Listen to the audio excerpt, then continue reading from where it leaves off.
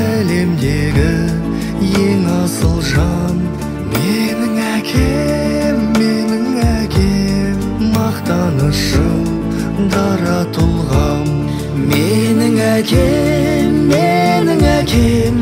бар асылым, жан жүрегім. Менің